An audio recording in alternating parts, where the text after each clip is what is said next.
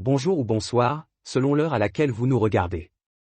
Je suis votre chroniqueur audio et animateur de podcast à l'ODJ Média. Je suis chargé de vous lire aujourd'hui, avec une fidélité totale et absolue, la chronique de Hafid Fassifiri.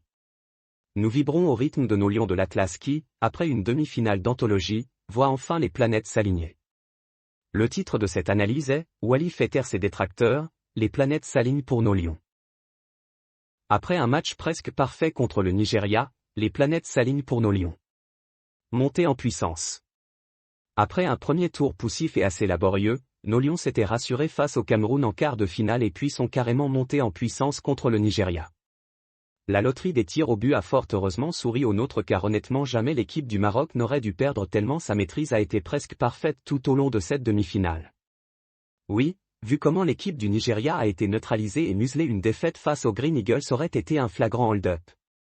La symphonie aurait pu être parfaite si les coups francs étaient joués plus intelligemment, si nos joueurs tiraient plus souvent pour tenter leur chance de loin et si on mettait plus de joueurs dans le carré adverse en face.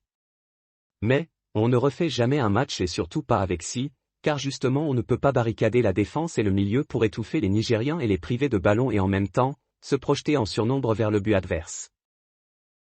L'auteur ajoute, Nil El Enaoui XXL. Véritable révélation de cette CAN, Nil El Enaoui a surclassé adversaire et partenaire et le pire, c'est qu'il a complètement fait oublier Soufiane Amrabat et à un degré moindre un certain Ounahi.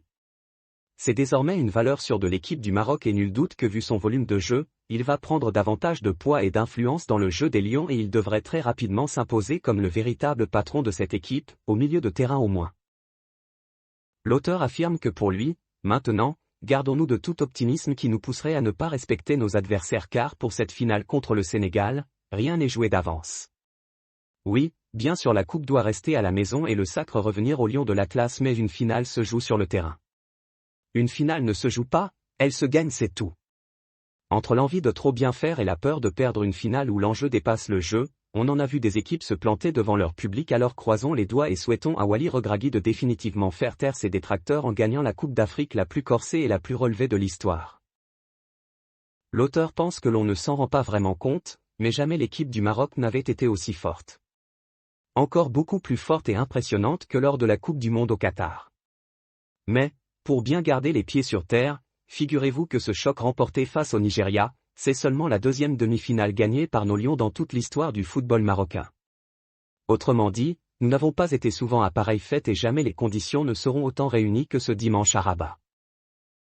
L'auteur conclut ainsi, alors, gageons que, pour le moment, les planètes s'alignent parfaitement pour l'équipe du Maroc et honnêtement, si les nôtres jouent comme ils l'ont fait en demi-finale rien ne pourrait leur arriver.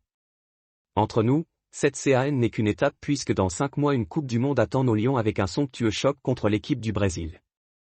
Aller en route vers une deuxième Coupe d'Afrique. On ne s'en rend pas vraiment compte, mais jamais l'équipe du Maroc n'avait été aussi forte.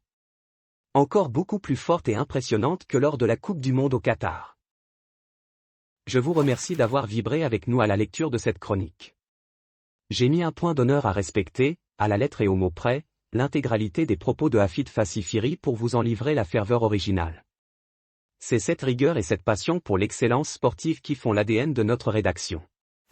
On se retrouve très vite pour la prochaine chronique, qui nous l'espérons, célébrera le sacre de nos Lions. D'ici là, restez passionnés, et restez connectés sur l'ODJ Média. À très bientôt.